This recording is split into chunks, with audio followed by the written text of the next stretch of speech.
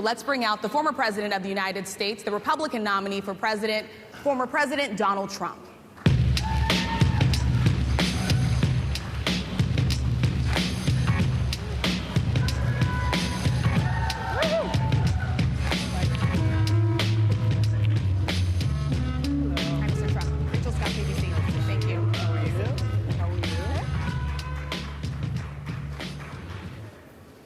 Mr. President, we so appreciate you giving us an hour of your time.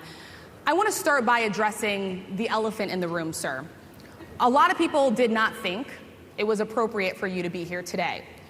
You have pushed false claims about some of your rivals, from Nikki Haley to former President Barack Obama, saying that they were not born in the United States, which is not true.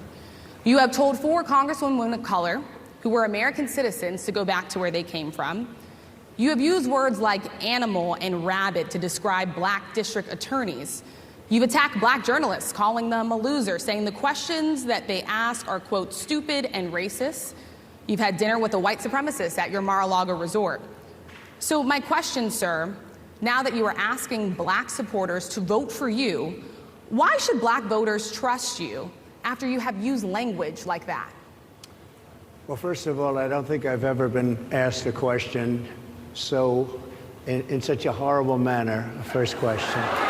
You don't even say, hello, how are you? Are you with ABC? Because I think they're a fake news network, a terrible network. And I think it's disgraceful that I came here in good spirit. I love the black population of this country. I've done so much for the black population of this country. Including employment, including opportunity zones with Senator Tim Scott of South Carolina, which is one of the greatest programs ever for black workers and black entrepreneurs. I've done so much, and and I say this, historically black colleges and universities were out of money, they were stone cold broke, and I saved them, and I gave them long-term financing, and nobody else was doing it. I think it's a very rude introduction. I don't know exactly why you would do something like that. And let me go a step further. I was invited here, and I was told my opponent, whether it was Biden or Kamala, I was told my opponent was going to be here. It turned out my opponent isn't here. You invited me under false pretense. And then you said, you can't do it with Zoom. Well, where's Zoom? She's going to do it with Zoom, and she's not coming. And then you were half an hour late. Just so we understand, I have too much respect for you to be late. They couldn't get their equipment working or something was wrong. Mr. President, I would love if you can answer the question on your rhetoric and why you believe that black voters should trust you with another 4 years. I have been the best president for the black population since Abraham Lincoln. That's my answer. Better than President Johnson, who signed the Voting Rights Act? And for you to start off a question and answer period, especially when you're 35 minutes late because you couldn't get your equipment to work, in such a hostile manner, I think it's a disgrace. Let me just ask a follow-up, sir, and then we'll move on to other questions here. Some of your own supporters, including Republicans on Capitol Hill, have labeled Vice President Kamala Harris, who is the first black and Asian American woman to serve as vice president and be on a major party ticket, as a DEI hire. Is that acceptable language to you? And will you tell those Republicans and those supporters to stop it? How do you define DEI? Go ahead. How do you define diversity, equity, inclusion? Okay, yeah, go ahead. Is that what your definition? That is give me a definition the words then. Would you give me a definition DEI. of that? Give me a definition. Sir, of I'm that. asking you a question, a very direct question. Define it for me, if you would. I just defined it, sir. Do you believe that Vice President Kamala Harris is only on the ticket because she is a black woman? Well, I can say no. I think it's maybe a little bit different. So I've known her a long time indirectly, not directly very much, and she was always of Indian heritage, and she was only promoting Indian heritage. I didn't know she was black until a number of years ago when she happened to turn black, and now she wants to be known as black. So I don't know, is she Indian or is she black? She has always identified as a black woman. She went to a historically black college. I respect either one, but she obviously doesn't, because she was Indian all the way, and then all of a sudden she made a turn, and she became a black person. Just to be clear, sir, do you believe that she is... I think somebody should look into that, too, when you ask continue in a very hostile, nasty tone. It's a direct question, sir. Do you believe that Vice President Kamala Harris is a DEI hire, as some I really Republicans have don't know. said? I mean, I really don't know. Could be. There are some, and there are plenty. I know this lady right over there, Harris, is a fantastic person who just interviewed me at length. And we had a great interview, I think, and I heard you got very good ratings on that Well, interview. you told me it was the longest one of your life, so we had a good discussion. Look, I want to talk about why you're here today. I mean, it is not lost on us how divided we are as a country. And as you were coming today, we really got to see that we are divided along the lines of race, along the lines of gender. And there is this question of, in this moment where we are, why come here? What is your message today? My message is to stop people from invading our country that are taking, frankly, a lot of problems with it. But one of the big problems, and a lot of the journalists in this room I know and I have great respect for, a lot of the journalists in this room are black. I will tell you that coming from the border are millions and millions of people that happen to be taking black jobs. You had the best. What exactly is a black job, sir? A black job is anybody that has a job. That's what it is. Anybody that has a job. All right. And Mr. President, they're taking the employment away from black people.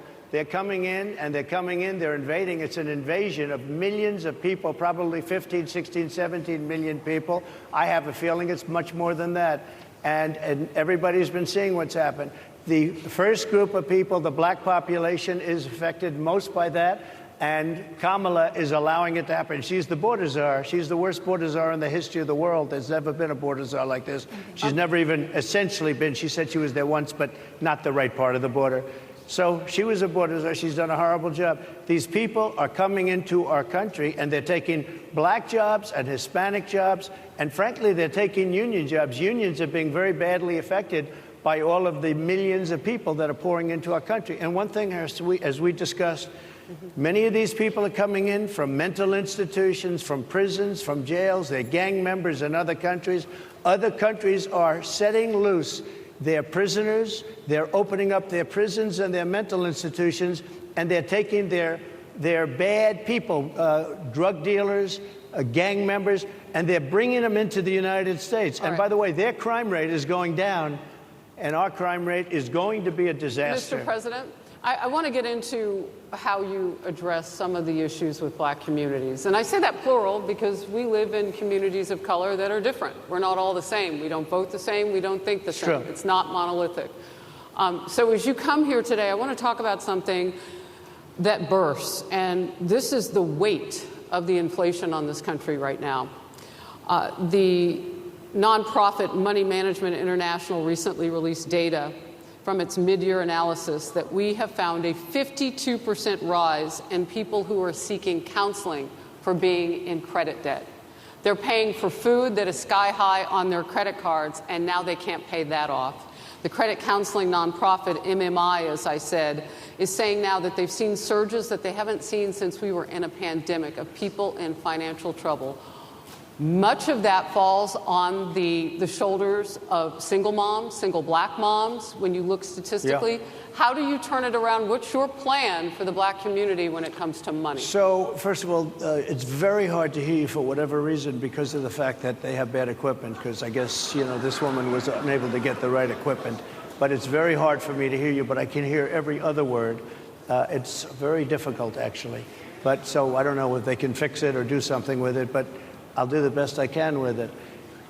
The inflation is absolutely destroying our middle class, our working class, virtually every class. Inflation is a disaster in our country. Inflation is a country buster. It breaks every country. And we had, in my opinion, the worst inflation we've had. They say it's 58 years, but I think it's much more than that. It's been devastating. And if you just take a look at a lot of things they don't include, like interest rates.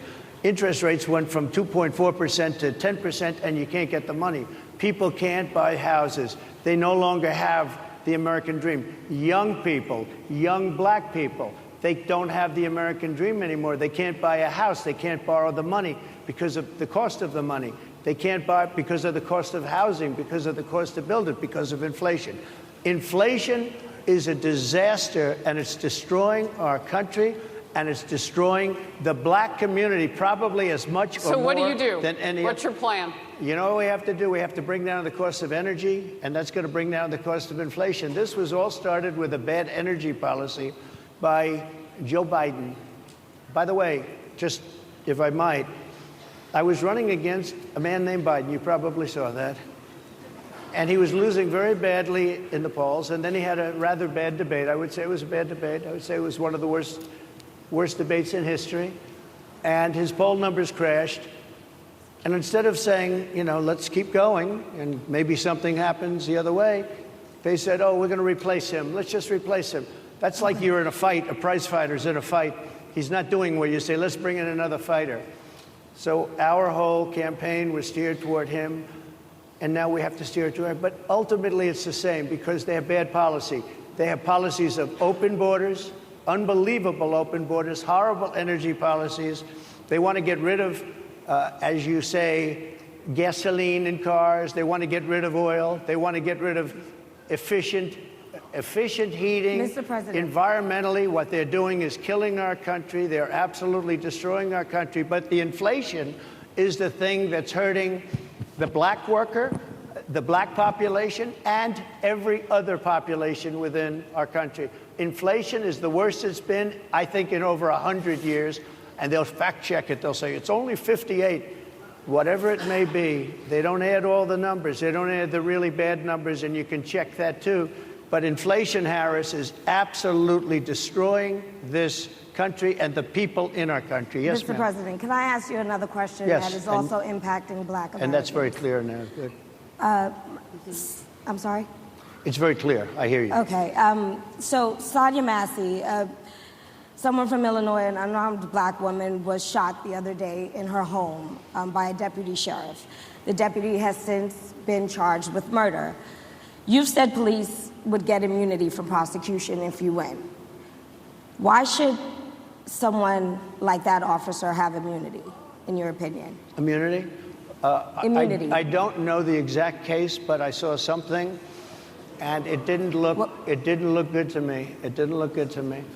Are you talking with the water, right? Yeah, well, police Police unions are not backing this person either. Okay. But And again, why would, they're going to be charging the officer? I guess they're charging the officer. so why should he receive immunity? Well, he might not. I mean, it depends. It depends on what happens. I'm talking about people that are much different cases than that. We need people to protect ourselves. And by the way, in Chicago, as an example, a few weeks ago, July 4th weekend, they had 117 shootings and 17 deaths. Nobody wants that. Nobody wants that. We need to have our police officers have the respect and dignity back. In this particular case, I saw something that didn't look good to me. I didn't like it. I didn't like it at all. So can you get a little more specific back to the immunity question? Who would make those Well, right now, distinctions? for the most part, people are protected by their unions, by their police unions, or by their police departments. But I'm saying if I felt, or if a group of people would feel that somebody was being unfairly prosecuted because the person did a good job maybe with crime, or made a mistake, an innocent mistake. There's a big difference between being a bad person and making an innocent mistake. But if somebody made an innocent mistake, I would want to help that person. What would those exceptions be? What would determine You an go innocent after mistake? somebody, and it's a very close call, and it's very dangerous. And you know, they have the policeman's life and woman is a very difficult thing because sometimes you have less than a second to make a life and death decision, and sometimes very bad decisions are made. They're not made from an evil standpoint, but they're made from the standpoint of they made a mistake. So I want to follow up really quickly. I find it interesting because you do talk about reining in prosecutors, especially when it comes to prosecutors that are prosecuting you. Why doesn't that skepticism apply to law enforcement? Well, I've been prosecuted because I'm a political opponent of two people that have weaponized our justice system. I've been prosecuted. I just won the big case in Florida. Everyone said that was the biggest case. That was the most difficult case. and I just won it. Now, Biden has a similar case, except much worse. I was protected under the Presidential Records Act. Biden wasn't, because he wasn't president at the time, and he had 50 years worth of documents, and they ruled that he was incompetent, and therefore he shouldn't stand trial. And I said, isn't that something? He's incompetent, and he can't stand trial, and yet he can be president. Isn't that nice? Mr. President, but they released him on the basis that he was incompetent. They said he had no memory, and he was a nice old guy, but he had no memory, and therefore we're not going to prosecute him. I won the case, and it got very little publicity. I didn't notice ABC doing any publicity on it, George. We cover you extensively, sir. I'd love to move over on to different topics. I didn't notice you now. do any publicity on it at all. I won the case, the biggest case. This is an attack on a political opponent. I have another one where I have a hostile judge. We have you for a limited time, sir. I'd love to move on to different topics. Excuse you, you're the one that held me up at 35 minutes, just so you understand. If we can move on now to the state of the race, sir, I want to get back to the campaign. Senator J.D. Vance is your running mate. He's had a lot of controversy lately, and I want to read you a few things that he has said in the past. He said the Democrats running the country are a bunch of childless cat ladies who are miserable at their own lives and the choices they've made, and so they want to make the rest of the country miserable too. He's not talking here about how great it is to be a parent. He's attacking what he says are the choices people are making to not have children. Did you know that he had these views about people who do not have children before you picked him to be your running mate, and do you agree with him? No, I know this. He is very family-oriented, and he thinks family is a great thing. That doesn't mean he thinks that if you don't have a family, it's not. I know people with families. I know people with great families. I know people with very troubled families. And I also know people with no families. They didn't meet the right person. Things happen. You go through life, you don't meet the right person. But he's not just talking about families here. He also says that people that don't have children should get less votes than those that do. I'm just speaking for myself. Is that your campaign I think position? I'm speaking for him, too. He strongly believes in family. But I know people with great families. I know people with not great families that don't have a family. And the people without the family are far better. They're superior in many cases, okay? He's not saying they're not. What he's saying is that he thinks the family experience is a very important thing. It's a very good thing. But that doesn't mean that if you grow up and you grow older and you don't meet somebody that would be wonderful to meet and would have been good, that that's a bad thing. He's not saying that. My interpretation, you'll have to ask him, actually, but my interpretation is he's strongly family-oriented, but that doesn't mean if you don't have a family, there's something wrong with it. Just one last point, and then we'll move on. Just one of the bedrock principles of American life is one person, one vote.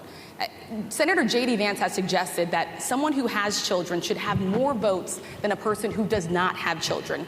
I just want to be clear here. Is that the position of your campaign? Well, no, but it's not something I have ever heard before. I can tell you this.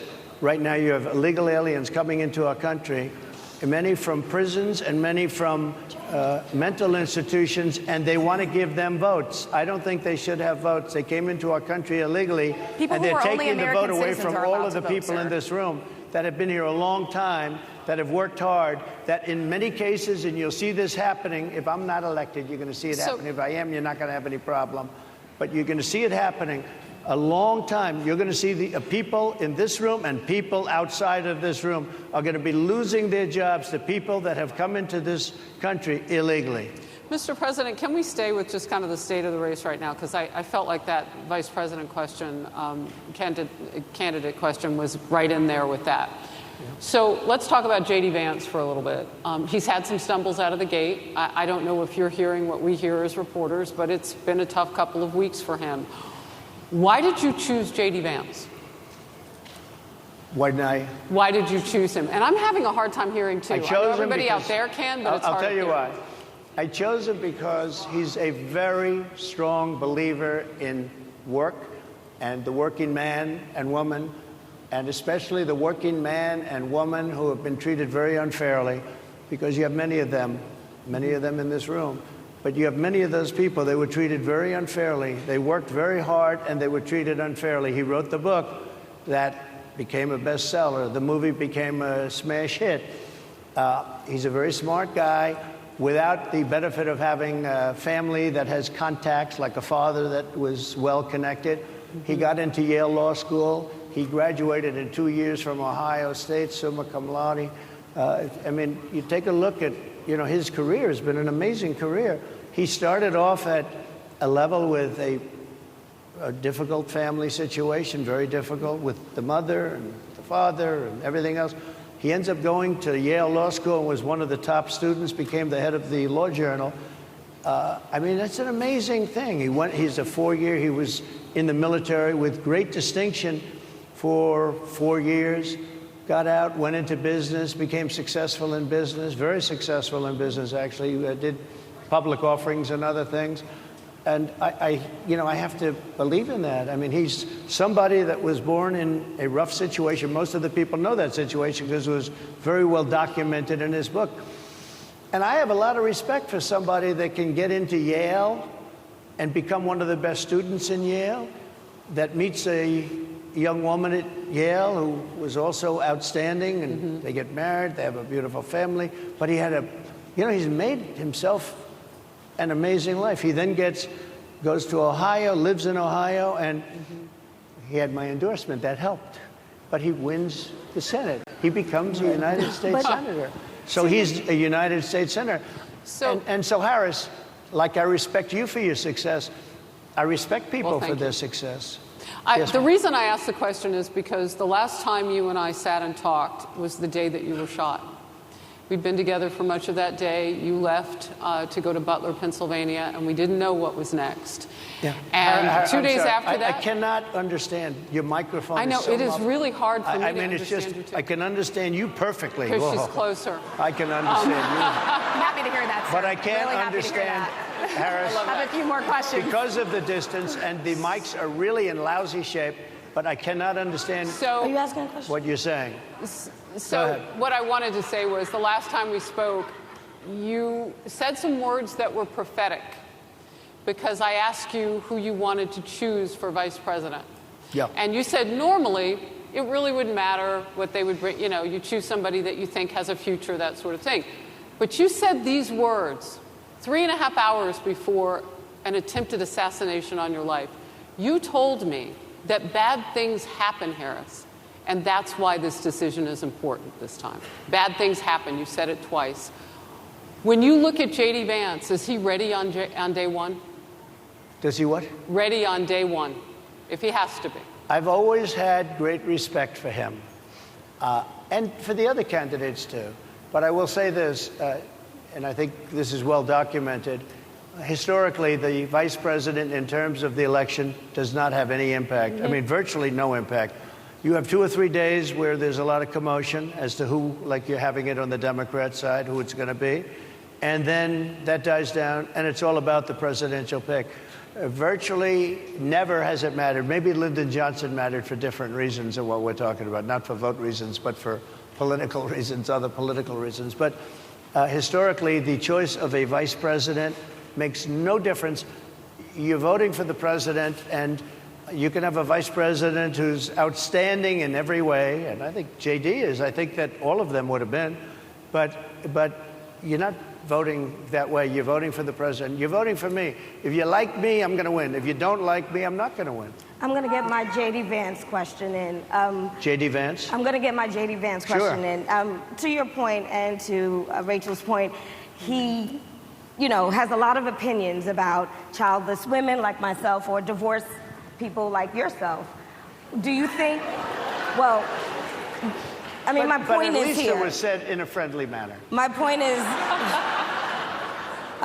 do you think the Republican Party is getting a little bit too judgy about people's lives when you think about abortion or when you think about what J.D. Vance is saying?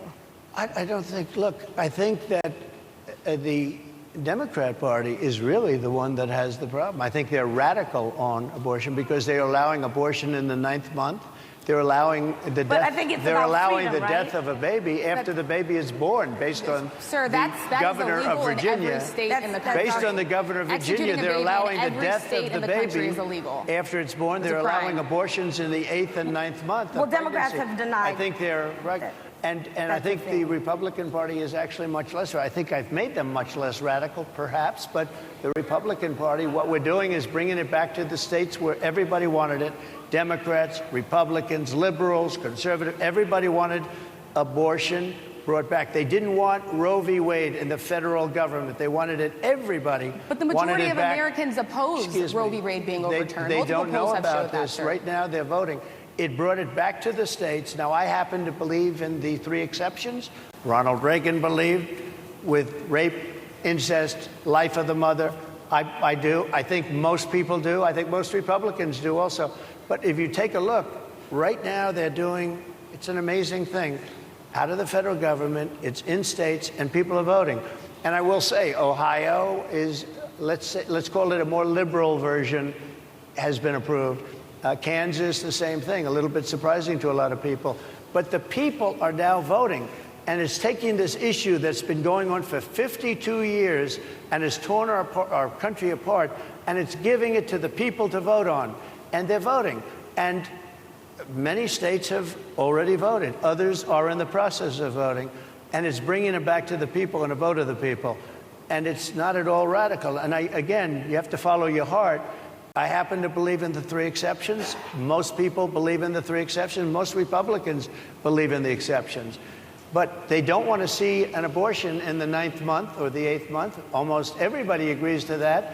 And they certainly don't want to see, in the case of the governor of Virginia, the former governor, I might add, who said, we set the baby aside and then we decide what to do. Meaning, what do? We execute the baby. That's a radical, horrible position. And some people want that. I don't want it. Most people don't. Thank you. Can I just pivot really quickly to another question about, you brought up health, Harris. You're an active man. We see you golfing all the time. But if you win, you'll still be president at 82, which is older than Biden is right now.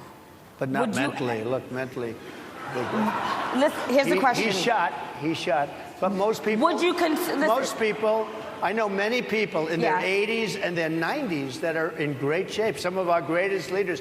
You look at throughout the world history, the greatest leaders, some of the greatest leaders in the world were in their 80s. But here's the question. Would you consider stepping down if you felt that your health was declining? Or would you? Oh, absolutely. And who would make, I think I'd know. How would you make that decision? I think I'd know. Look, if I came onto a stage like this and I got treated so rudely as this woman treated me. Oh, my goodness. And I'm fine with it because she was very rude, sir. Very rude. That wasn't a question. She didn't ask me a question. She gave a statement. That wasn't a question. I repeated your statement, sir, actually. You said you would. You would Oh, make that absolutely. decision If to I step thought down. that I was failing in some way, I want people to be sharp. I'll go a step further. I want anybody running for president to take an aptitude test, to take a cognitive test. I think it's a great idea. And I took 2 of them and I aced them. Well, I took 2 of them. But let me ask you. Yeah. I would like to have people running for president, and I don't mean because they're 75 or 85. I think anybody running, I'd like to do it.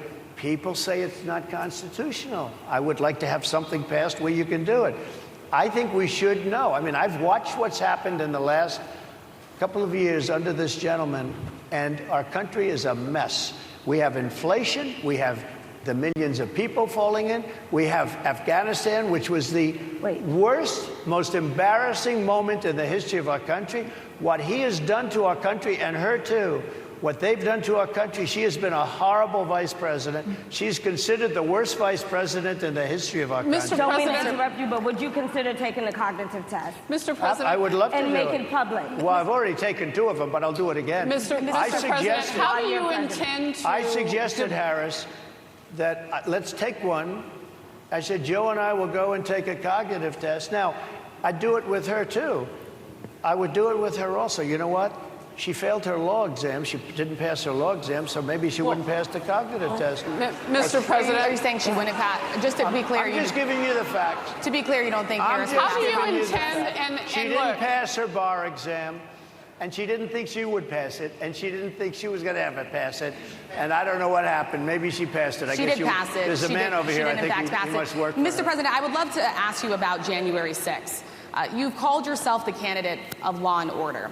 Yeah. When Time Magazine asked you if you would consider pardoning all the rioters, you said, yes, absolutely. Sure. You called them patriots.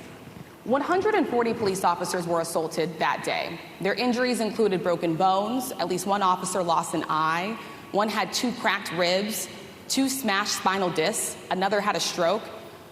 Were the people who assaulted those 140 officers, including those I just mentioned, patriots who deserve pardons? Well, let me bring it back to modern day. Like about 5 days ago, we had an attack on the Capitol, a horrible attack on the Capitol. You saw the people that were protesting and spraying these incredible monuments, bells, lions, all these magnificent limestone and granite with red paint, red spray paint that will never actually come off, especially in the limestone. It will never, I'm a builder, I know about this stuff. It'll never, you'll see it in 100 years from now. They viciously attacked our government. They fought with police. They fought with them much more openly than I saw on January 6th. What's going to happen to those people? What's going to happen to the people in Portland that destroyed that city? But sir, my question is on those. What's going to happen to the people that tried to those rioters who assaulted officers. You have to would you pardon what's those going to people? happen? Oh, absolutely, I would. You would pardon those? If they're innocent, I would pardon them. They've been convicted. And by the way, the Supreme Court just well, they were convicted by a very tough system.